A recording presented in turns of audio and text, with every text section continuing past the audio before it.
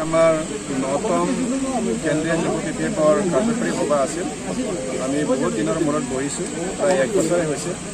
আজি প্ৰতিটো জিলাৰ পৰা আমাৰ বিষয়ববীয়াসকল আহিছে, ব্লক কমিটিৰ বিষয়ববীয়াসকল আহিছে। খুব সুন্দৰ এটা ডিছকাশ্যন হৈছে আৰু সকলৰ সন্মতিত আমি বহুতো ৰেজুলেশ্যন ল'লোঁ। আজি আমি 1 নম্বৰ আমি লৈছোঁ কি কয়, আমি কেন্দ্ৰীয় কমিটি হিচাপে প্ৰতিটো জিলাত আমি যাই আমি কৰ্মকৰ্তাৰ লগত মানে অন্তৰংগভাৱে আলাপ আলোচনা কৰি তেওঁলোকৰ সমস্যাবিলাক বুজ ল'ম আৰু আমাৰ পৰা তেওঁলোকক কি পৰামৰ্শ দিব লাগে সেইখিনি আমি দিম আৰু তেওঁলোকক উৎসাহ যোগাই আহিম। আৰু 2 নম্বৰ আমি IT চেলক যিমান পাৰোঁ আমি সক্ৰিয় কৰিবৰ কাৰণে এটা মেকানিজম ওলাব চেষ্টা কৰিছোঁ। আৰু 3 নম্বৰ আমি আমাৰ যিহেতু দলটো চলাই লৈ যাব লাগিব, তাৰ কাৰণে আমি এটা ফাণ্ড তৈয়াৰ কৰাৰ কাৰণে এটা ফৰ্মুলা ওলাব চেষ্টা কৰিছোঁ দলটো চলাই লৈ যাবৰ কাৰণে।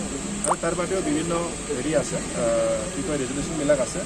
মূলভাৱে এই 3টা ৰেজুলেশ্যন আছে। মেইনলি এটা কথা ওলাই আছে যে যেতিয়া প্ৰমোদ বড়ো চৰকাৰ চেণ্টাৰ আকৌ হাগ্ৰামা ওলাই যাব, ইয়াৰ MCLে বহুত কেইজনে ছাপৰ্ট দিব। তেনেকুৱা কি খবৰ আছে বা কি হৈ আছে পলিটিক্স? নহয়, এইবিলাকতো চলি থাকিব, কিয়নো যোৱাবাৰ নিৰ্বাচনত আপোনালোকে দেখিছে 17জন BPF পাইছিল, BJP মাত্ৰ 9টা পাইছিলে, UPPL মাত্ৰ 12টা পাইছিল। তো BPF হিচাপে চবতকৈ ষ্ট্ৰং আছিলে, চৰকাৰ কৰিব পৰা ক্ষমতাটো আছিল। কিন্তু আমি কাৰো সমৰ্থন নোপোৱাৰ ফলত আমি যোৱাবাৰ চৰকাৰ বনাব নোৱাৰিলোঁ।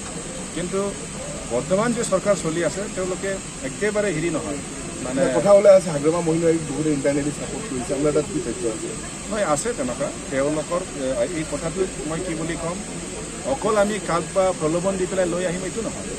বৰ্তমান প্ৰমোদ বড়ো ডাঙৰীয়াৰ লগত যিসকল আছে তেওঁলোকে সন্তুষ্ট নহয়। তেওঁলোকে নিজাববীয়াকৈ আমাৰ ওচৰত আহিছে। তেওঁলোকৰ নেতৃত্বত, প্ৰমোদ বড়োৰ নেতৃত্বত তেওঁলোকে থাকিব মানে ইচ্ছা কৰা নাই। কিমানজন আহিব, কিমান দিনৰ ভিতৰত হ'ব বুলি আশাবাদী? আমি আশাবাদী, দিনটো মই নকওঁ, চেষ্টা চলাই আছে। নিশ্চয় আমাৰ বিশ্বাস আছে এই 5 বছৰ তেওঁলোকৰ চৰকাৰ নচলে, তাৰ আগতে আমাৰ BPFৰ চৰকাৰ আহিব।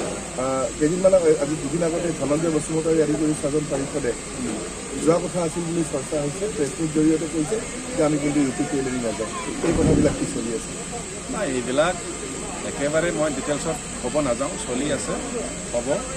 যিসকল MCLে আমাৰ লগত আহিছে তেওঁলোকক আমি কোনো প্ৰলোভন দি লৈ অহা নাই। তেওঁলোকে প্ৰমোদ বড়ো ডাঙৰীয়া নেতৃত্বত তেওঁলোকে সন্তুষ্টি হোৱা নাই, তেওঁলোকে আমাৰ লগত আহিব। 21 ক্ৰছ হ'ব।